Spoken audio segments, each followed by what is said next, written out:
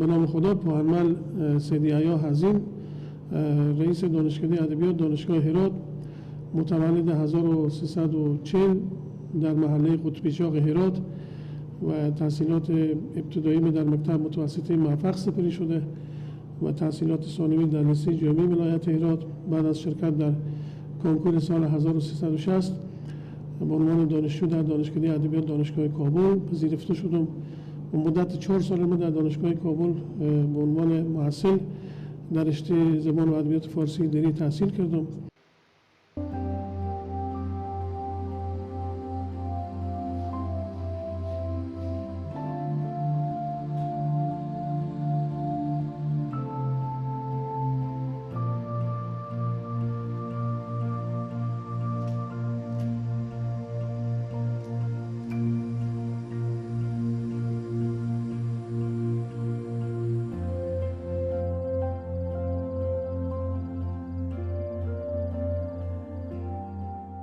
من افتخار میکنم به عنوان 5 نفر استادی که در دانشگاه هرات دانشگاه تأسیس کردم یکی من بودم و از سال 1368 عملاً پروسه درس من که دانشگاه سال دومش بود من شروع کردم.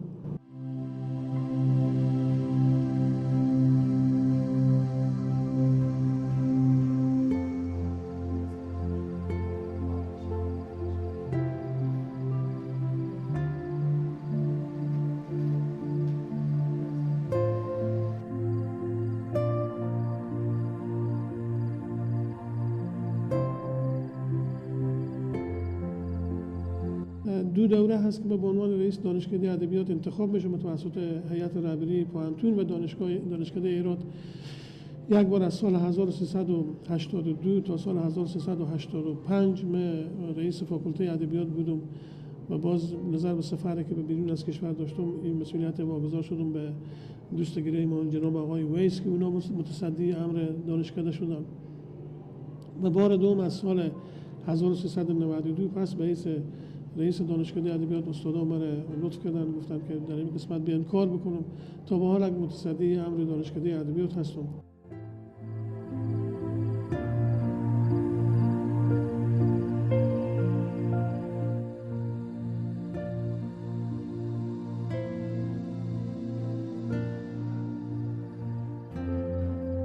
اعضای کادر علمی که حدود 44 نفر استاد هستند در اینجا با ما همکار هستند.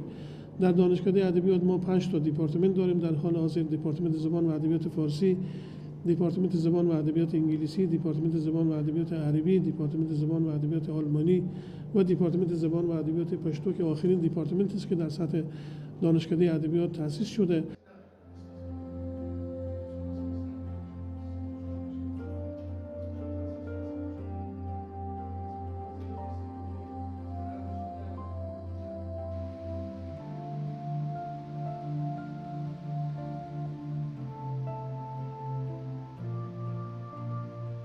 آنچه به عنوان پیروزی و موفقیت تا حد نصیب من شده البته دعای دوستا بوده و همکاری دوستا بوده.